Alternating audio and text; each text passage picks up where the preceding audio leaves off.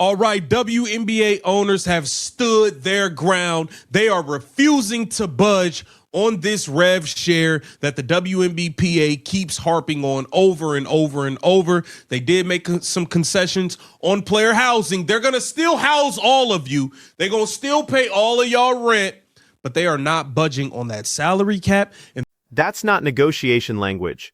That's ultimatum language. And it tells you everything about where these CBA talks actually stand right now. The WNBA owners just sent their counterproposal to the Players Union on Friday night. And here's what you need to know. They didn't move an inch on the two things that matter most. Same salary cap, same revenue share percentage. The message is crystal clear. Sign what we're offering, or we're locking you out. And Alexa Philippou as well. This here, Front Office Sports, it says WNBA proposes same salary cap in new CBA offer. The league did offer players slightly better terms on housing. Here it says the WNBA, hold on, let me get this off of here. Let me prove that. The WNBA sent a counter proposal to the Players Union on Friday night. A source confirmed to Front Office Sports the WNBPA had proposed the CBA terms 3 days later. Front Office Sports broke this story, and the details are striking.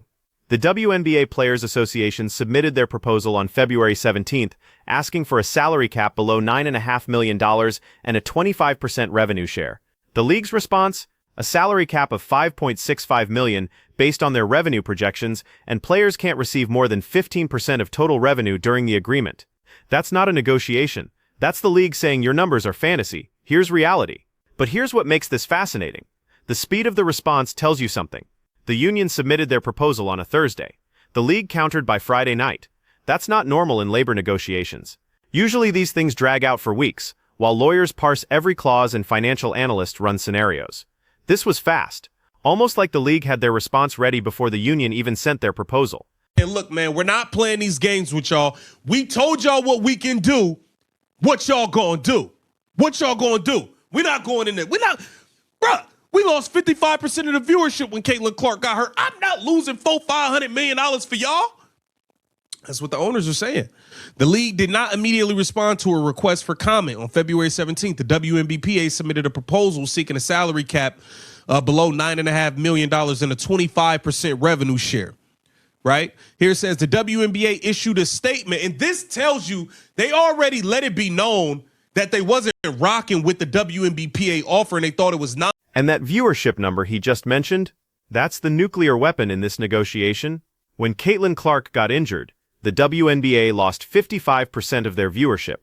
Not 15%, not 25%, 55%.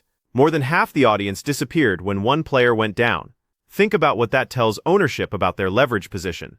The players thought they had momentum coming into these negotiations. Record attendance in 2024. New media rights deal worth $2.2 billion, starting in 2026. A successful, unrivaled league showing there's demand for women's basketball year-round. On paper, this should be the perfect time for players to negotiate from strength. But that Caitlin Clark injury exposed something the owners have known all along. This league's popularity is built on a foundation that's a lot more fragile than anyone wants to admit. Tuesday, calling the union's proposal unrealistic and alleging it will result in hundreds of millions of dollars in losses for the league. The WNBA did make concessions in areas outside of the salary structure, according to this source. The league is proposing housing for all players in 2026. In 2027, the league's previous housing proposal, which included one-bedroom apartments for players on the league's proposed minimum salary and rookies and studios for developmental players, would take effect. So they're not trying to keep paying for all this housing, but they are making some concessions. And now we need to talk about the ownership structure, because this is where things get complicated in ways most fans don't understand. The WNBA doesn't actually control the WNBA. Let that sink in for a second. 42% of the league is controlled by the 30 NBA owners. Another 16% belongs to an outside group of investors from a $75 million capital raise back in 2022. That means WNBA-specific ownership only controls 42% of their own league. This creates a massive problem at the negotiating table.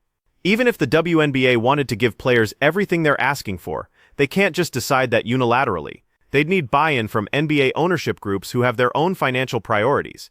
They'd need approval from outside investors who put in $75 million expecting a return, not more losses. The league has repeatedly declined to answer questions about how revenue is distributed between these ownership buckets, including that $2.2 billion media rights deal. And that silence tells you everything. Think about it from the player's perspective for a second. You're negotiating with people who won't tell you how the money flows, who owns what percentage, who gets paid first when revenue comes in. How can you negotiate a revenue share agreement when the other side won't show you the revenue structure? It's like playing poker against someone who won't let you see the deck. Also includes slight improvements to the league's proposed 401k plan. The recognition payment for players with 8 or more years of service increased from $3,000 to $4,500. Okay. The league has not engaged with player proposals on the season start date or number of games, in addition to proposal items on the core designation, length of rookie scale contracts, reserve players, salary protection limits, mental health reimbursements, or exceptions to the prioritization rule. Here it says negotiations for the CBA began last fall, but largely lagged until the new year. The WNBA and WNBPA met in person on February 2nd, following a 6-week period in which the league failed to respond to a proposal submitted by the union in late December. But the league did make some concessions, and we need to acknowledge them because this isn't a one-sided story. Housing for all players in 2026 and 2027. That's not nothing. The previous proposal had 1-bedroom apartments for players on minimum salary and rookies, with studios for developmental players. Now everyone gets housing for at least 2 more years. They also bumped up the recognition payment for players with 8 or more years of service from $3,000 to $4,500. And they included slight improvements to the 401k plan. Are these concessions enough? That depends on who you ask. From the league's perspective, they're showing good faith. We hear your concerns about cost of living. We're addressing housing. We're improving retirement benefits. We're not just saying no to everything. But from the player's perspective, these are table scraps. You're giving us apartments while refusing to budge on the fundamental economic structure of the league? You'll throw an extra $1,500 at veterans but won't move on revenue share? It feels like negotiating theater. Like checking a box so you can say you compromised without actually compromising on anything that matters. December during this meeting, which included WNBPA's executive committee as well as league officials and owners over Zoom and in person. Players were told by members of the league's labor relations committee that they had not read the union's proposal, according to a source. Now, with them not responding was their response. They've let it be known time and time again. You guys have been sending in bogus offers that always look the same, that don't change, with these ridiculous rev share requests, and we're not going into hundreds of millions of dollars into debt. So they didn't feel the need to respond. Them not responding was your response. Here it says the league emphasized both sides are running out of time to reach an agreement without a delay to the season, considering they still need to conduct an expansion draft, free agency, and a collegiate draft. So WNBA owners stand pat. They refuse to fold. And this is where the timeline becomes critical. The league emphasized in their statement that both sides are running out of time to reach an agreement without delaying the season. They still need to conduct an expansion draft, free agency, the collegiate draft. These aren't optional events you can just postpone indefinitely. There are deadlines, contracts, television schedules, arena bookings, sponsor commitments. The entire infrastructure of professional sports runs on predictable timelines, and that clock is ticking. This is leverage, and the league knows it. Every day that passes without a deal is another day closer to disrupting the season. And who gets blamed when the season is disrupted? Not ownership. Players. The public narrative always lands the same way. Greedy athletes holding up the game. Doesn't matter if the owners are being unreasonable. Doesn't matter if the players' demands are justified. The headline will be, WNBA players threaten season over money. That's just how sports labor disputes play out in the media. But here's what makes this different from past WNBA negotiations. The players actually have some outside options now. Unrivaled is paying 6-figure salaries for a 3-month season. International leagues are getting more competitive with their offers. The old model where players had no choice but to accept whatever the WNBA offered doesn't exist anymore. That should theoretically give players more leverage. But does it? Because the league is calling their bluff. The owners are essentially saying, go ahead, sit out. See what happens to your careers. See what happens to the league's momentum. See if you can rebuild what you're about to destroy. All of this stuff the way y'all went about it has kind of backfired on y'all. I know y'all thought Unrivaled was leverage. Granted, it is more money for y'all, and that's cool. That's cool. But when you tried to leverage that league against the WNBA, and the WNBA are seeing the ratings reports and they are absolutely trash, that does not bode well for you players, because it's actually just showing that all of y'all not as big of stars as y'all think. And this is a majority Caitlin Clark-led league. Make no mistake about it. Get down in the comments. Let me know what you think about the WNBA owners standing their ground, refusing to give in. Let's keep the vision. So let's talk about what's really happening here, because this goes deeper than salary caps and revenue percentages. This is about two fundamentally different visions for what the WNBA should be, and those visions are completely incompatible. The players see a league on the verge of a breakthrough. Record attendance, mainstream media coverage, Caitlin Clark bringing in millions of new fans, a $2.2 billion media rights deal that's 40 times larger than the previous one. From their perspective, this is the moment. This is when you lock in the economic structure that reflects the league's actual value, not its historical losses. They look at that media deal and think, we're worth way more than 15% of revenue. We're the product. Without us, there is no product. Pay us accordingly. The owners see something completely different. They see a league that's lost money for 25 years straight. They see one player driving most of the attention, which means the foundation is unstable. They see Unrivaled pulling mediocre ratings despite featuring the league's biggest stars not named Caitlin Clark. They see a media rights deal that sounds impressive until you remember the NBA's media deal is $76 billion. They look at the player's proposal and think, you want us to go $400–500 million into debt based on projections that assume Caitlin Clark stays healthy and popular forever? That's not a business plan. That's gambling. And here's the uncomfortable truth that nobody wants to say out loud. The owners are probably right about the financial risk, not because the players don't deserve more money, they absolutely do, but because the WNBA's business model is genuinely precarious right now. That 55% viewership drop when Clark got injured wasn't a fluke. It was a warning sign. It revealed that this league's newfound popularity is built almost entirely on one player's shoulders, and that's not sustainable long-term. Think about what happens if Caitlin Clark has another injury next season, or if she decides the physical toll isn't worth it and retires early, or if she just has a down year and casual fans lose interest. The entire economic model the players are proposing collapses. The owners would be locked into paying out 25% of revenue that might not exist anymore.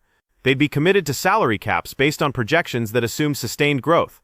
And who eats those losses? Not the players. Ownership. Now, you might be thinking, that's the risk of running a business. Sometimes you have to invest in your product and trust it'll pay off. And you're not wrong. But here's the thing. These owners have been investing in this product for 25 years. They've absorbed billions in losses. They've subsidized salaries. They've funded marketing campaigns. They've provided housing and charter flights and world-class facilities. And for most of that time, nobody cared. The arenas were empty. The ratings were abysmal.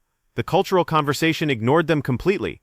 Then Caitlin Clark shows up, and suddenly everyone wants to act like the WNBA has been popular all along.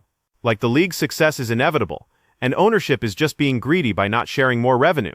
But the owners remember the lean years. They remember writing checks to keep teams afloat when nobody was watching. They remember being mocked for investing in women's basketball when it wasn't cool or profitable. And now they're supposed to take on massive financial risk based on 1 year of good ratings driven primarily by one player? Can you really blame them for being cautious? But let's flip this around, because the players have legitimate grievances too. That $2.2 billion media rights deal didn't happen because of ownership's brilliant management. It happened because the players got better. Because this generation of talent is genuinely elite. Because Breanna Stewart and Aja Wilson and Sabrina Ionescu built something worth watching before Caitlin Clark ever showed up. The owners want to take credit for the league's growth while paying players like the growth hasn't happened yet. That's not fair either. And the ownership structure issue is real. How can players negotiate a fair revenue share when they don't know how revenue is actually distributed? The league won't disclose how that $2.2 billion media deal gets split between NBA owners, WNBA owners, and outside investors. They won't explain what percentage of revenue goes where. They just say, trust us, we can't afford your proposal. That's not transparency. That's asking players to negotiate blind. Here's what's probably going to happen. Neither side is going to get what they want. The players aren't getting 25% revenue share. The owners aren't keeping it at 15%. They'll meet somewhere in the middle, probably around 18 to 20%. The salary cap will go up from $5.65 million, but not anywhere close to $9.5 million. Maybe they land at $7 million. Housing stays for a few more years. Some improvements to benefits and working conditions. Both sides will claim victory. Both sides will be disappointed. But the real question is what this negotiation reveals about the league's future. Because if ownership is this resistant to sharing revenue during what should be the WNBA's best negotiating position in history, what happens when the momentum slows down? What happens if next season's ratings drop back to pre-Caitlin Clark levels? What happens if the economic model doesn't work even with the new media deal? The owners will point to this negotiation and say, "We told you so." The players will feel like they missed their window, and the whole thing could spiral into resentment that damages the league long-term. That's what makes this moment so critical. This isn't just about money. It's about whether the WNBA can build a sustainable economic model that works for everyone. Whether ownership can trust that the growth is real and not just a temporary spike. Whether players can trust that ownership will share the rewards if the league continues to grow. Whether both sides can look past their immediate interests and build something that lasts. Right now, that trust doesn't exist. The owners don't trust that the ratings will hold. The players don't trust that ownership will share revenue fairly, even if the ratings do hold.